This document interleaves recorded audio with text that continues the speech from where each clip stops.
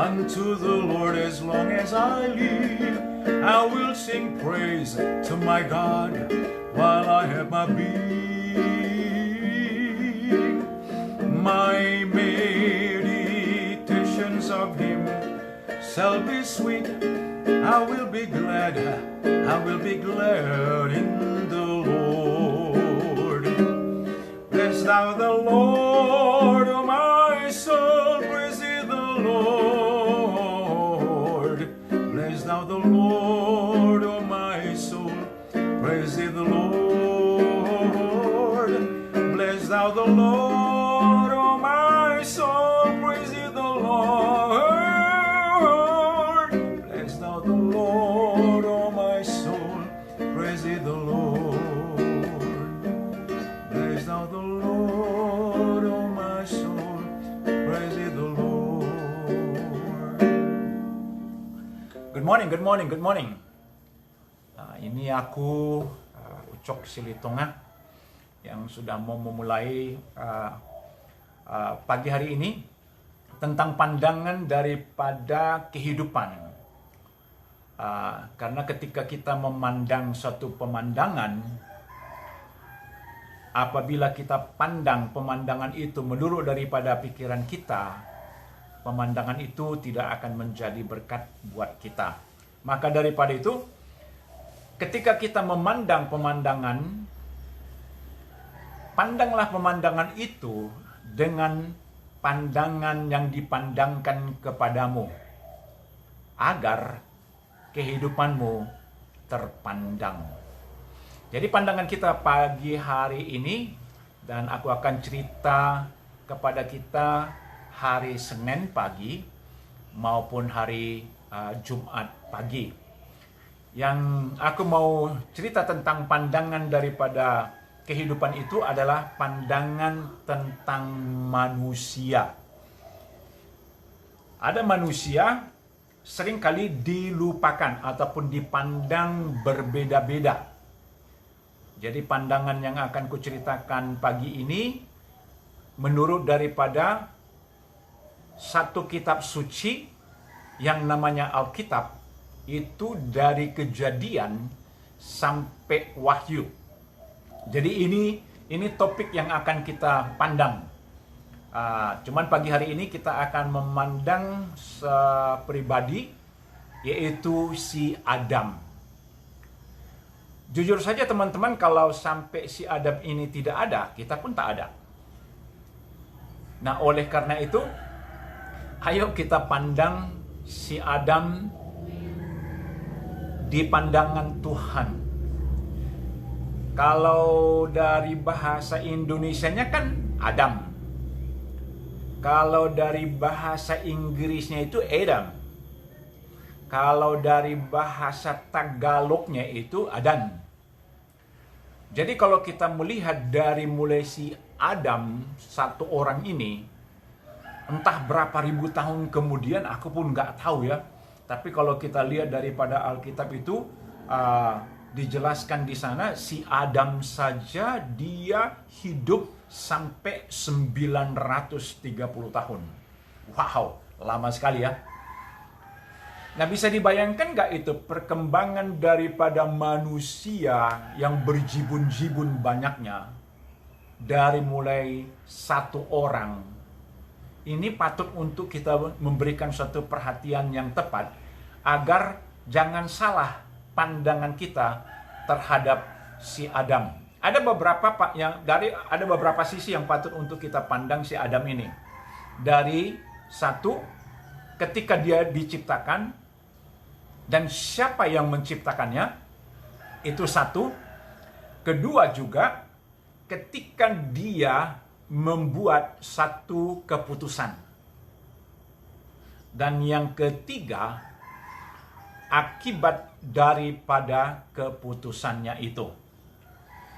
Jadi memang sudah sepatutnya kita untuk mendapatkan pandangan yang tepat ketika kita pandang dari penciptanya. Adam itu bukan terjadi begitu saja. Dan yang sangat menakjubkan sekali, harusnya kita pun mau memperhatikan dari pandangan Alkitab itu. Nomor satu, kita dijelaskan di sana bahwa Tuhan itu yang menciptakan si Adam.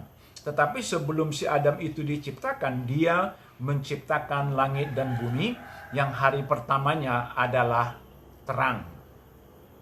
Dan hari keduanya itu cakrawala. Dan hari ketiganya itu dijelaskan kepada kita di sini itu ada bumi dan laut. Dan yang keempat ada bulan, bintang, matahari. Dan pada hari kelima ada binatang-binatang. Dan pada hari keenam binatang-binatang dan manusia. Wow. Ada 3 hal yang patut untuk kita perhatikan di sini. Ketika Sang Pencipta ini menciptakan ciptaannya, itu sudah sepatutnya kita mau memperhatikan dengan seksama. Karena kalau mau dilihat secara jujur teman-teman sekarang ini, pemikiran dan pandangan manusia di zaman kita ini sekarang itu sudah jauh daripada tujuan pertama oleh Sang Pencipta. Tapi sebelum tujuannya itu kita lihatlah dulu di sini itu bahwa Tuhan itu yang menciptakan si Adam. Artinya laki-laki. Inilah manusia pertama. Kenapa penting kita dapatkan satu pandangan atas yang dipandangkan oleh Tuhan itu kepada kita bahwa memang Tuhanlah yang menciptakan si Adam. Kubacakan dulu ya teman-teman ya, biar agak enak kita di sini.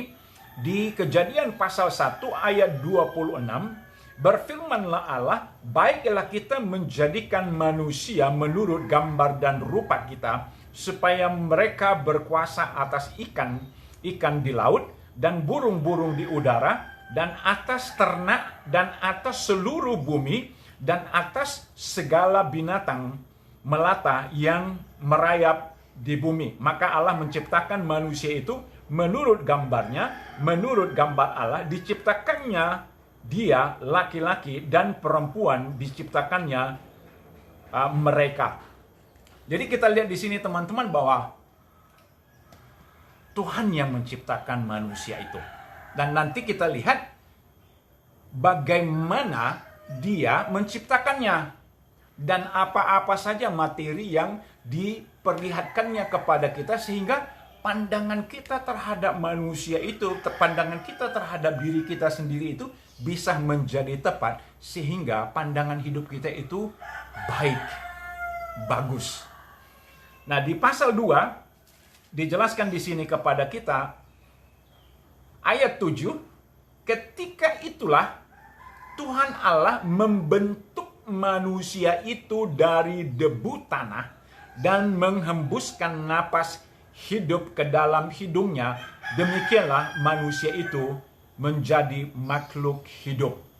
Seperti yang aku cerita teman-teman, bahwa kita akan bercerita. Aku pun juga mungkin tidak tahu ya, tapi yang jelas that the whole Bible from Genesis to Revelation, we will talk about man and woman with their decision, with their destination. Ini yang penting untuk kita bicarakan mengenai laki-laki dan perempuan. Ya, sumbernya yang aku bisa dapatkan di sini itu adalah dari Alkitab itu sendiri, dari Kejadian sampai Wahyu. Jadi, hang on.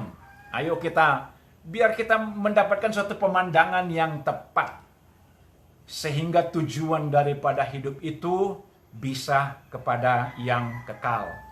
Jadi dijelaskan di sana di ayat 7 itu bahwa inisiatif daripada Tuhan itu untuk menciptakan manusia, dibentuknyalah manusia itu dari debu tanah.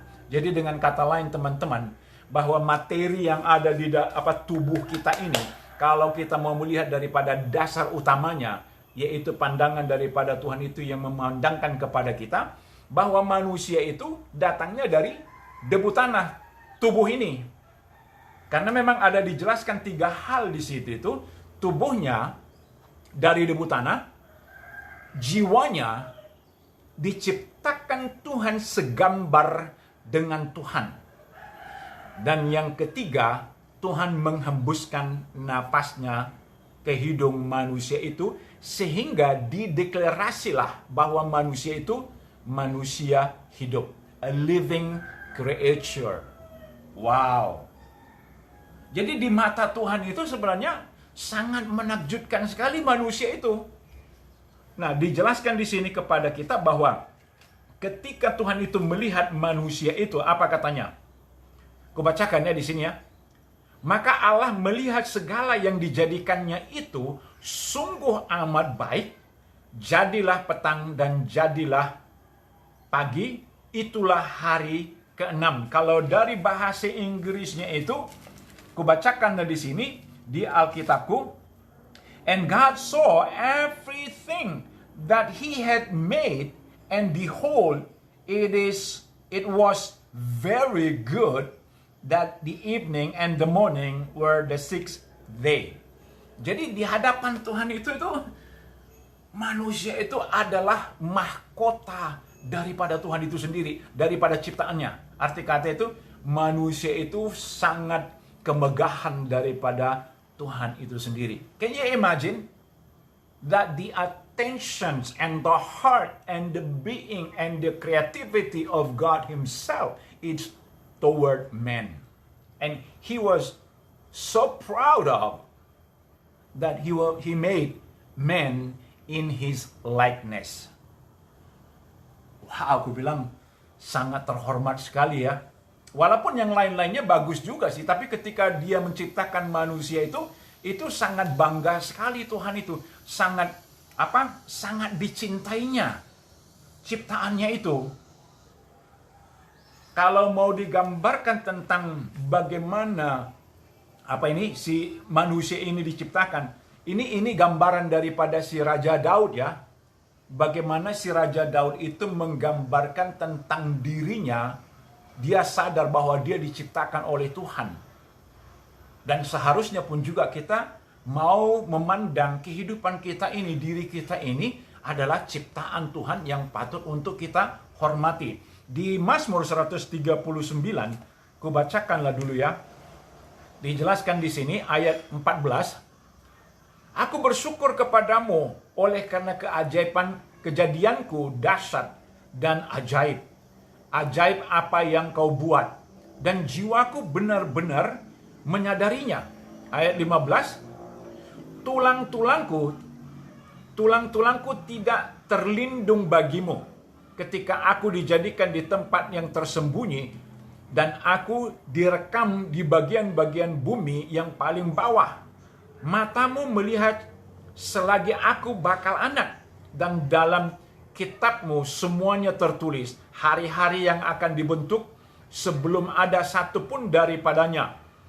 Dan bagiku betapa sulitnya pikiran-pikiranmu, ya Allah, betapa besar jumlahnya. Ayat 18. Jika aku mau menghitungnya, itu lebih banyak daripada pasir. Apabila aku berhenti, masih saja aku bersama-sama dengan Engkau. Ayat 23, selidikilah aku, ya Allah, dan kenallah hatiku. Ujilah aku dan kenallah pikiran-pikiranku. Lihatlah apakah jalanku serong, dan tuntunlah aku di jalan yang kekal. Wow, ini mantap sekali ya. Bagaimana si Raja Daud, how he appreciated when he knew that God, the one who created him, and the mind and the thought and everything about God is toward mankind, towards you and me. Aren't you so privileged? Bukankah kita itu sangat terhormat? Setelah Tuhan itu menciptakan manusia itu dengan waktu yang sama pun juga Dia menciptakan lingkungan daripada si Adam itu, manusia pertama itu, yaitu yang dinamakan di Taman Eden. Aku nggak bisa menggambarkannya dengan seksama, hanya bisa kukatakan, wow, what a beautiful heart God is when He created man and put a man in the Garden of Eden. Jadi memang bangga sekali ketika Tuhan itu menciptakan manusia itu. Sama lah kalau mau kita lihat daripada robot-robot yang diciptakan banyak orang, pesawat segala macam itu kan diciptakan oleh manusia. Cuman memang dijelaskan di sana itu bahwa kalau dilihat daripada perbedaannya, ciptaan manusia itu tidak ada jiwa, tapi ciptaan daripada Tuhan itu adanya jiwa. Jiwa itu adalah bagian daripada Tuhan itu. Karena Tuhan itu mengatakan apa? Marilah, katanya.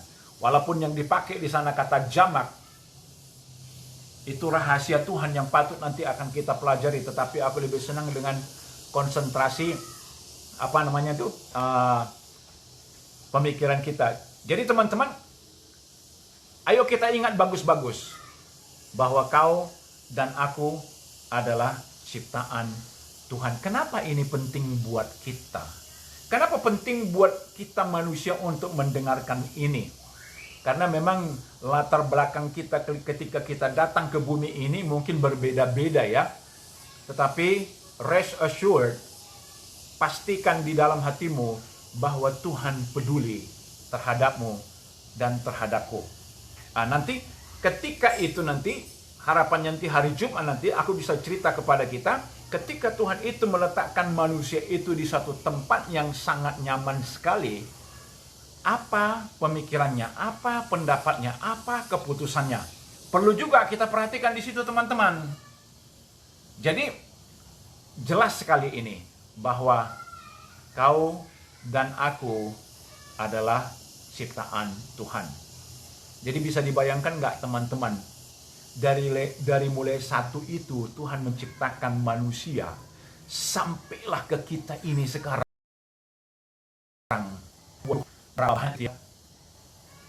Walaupun kita orang Indonesia ini 300 juta jiwa, dan dinyatakan daripada survei bahwa dunia itu dipenuhi dengan 7 miliar manusia, laki-laki dan perempuan. Banyak sekali. Tapi dari mana mulanya? Dari satu yang memang Tuhan inginkan kepada manusia itu dengan mengatakan, ketika dia meletakkan manusia itu, ada perintahnya memang. Perintahnya itu beranak cuculah engkau, katanya. Tapi ide yang disampaikan perintah daripada Tuhan itu beranak cucu, nggak akan mungkin dia sendiri, laki-laki sendiri, memproduksi anak ataupun keturunan. Sehingga nanti kita akan mendengarkan daripada bagaimana Tuhan itu pula menciptakan manusia, perempuan maksud aku. Jadi sangat unik sekali ketika Tuhan itu menciptakan manusia. It is a miracle.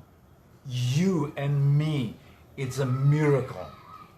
Miracles mean, keajaiban maksudnya adalah ketika Tuhan itu melakukan sesuatu bagi manusia itu, wow, mustahil bagi manusia, tapi tidak mustahil bagi Tuhan. Makanya Tuhan memberikan ini supaya kita pandang pandangan itu dengan tepat, sehingga hati kita penuh dengan damai, sejahtera, ataupun sukacita. Teman-teman, inilah dulu kita dengarkan cerita daripada pandangan Tuhan itu mengenai manusia ya. Sekali lagi, tekankan kepada dirimu, there is someone loves you. There is someone care for you. There is someone always watching over you, and he wants you to have the best in your life, because you are the best that God create in His creation. Terima kasih banyak teman-teman sudah berkenan untuk mendengarkan pandangan daripada Tuhan itu mengenai manusia ciptaannya. Biarlah nanti ini kita teruskan juga. Teman-teman, terima kasih banyak sudah berkenan untuk mendengarkan pandangan daripada Ucok ini, tapi jangan lupa teruskanlah mendengarkan cerita daripada Alkitab ini, karena Alkitab ini juga untuk semua orang, tidak ada khusus-khusus. Karena ini untuk manusia, karena Alkitab itu adalah perkataan Tuhan itu sendiri. Oleh karenanya, ayo terus ikutin aku, dan jangan lupa juga subscribe ya.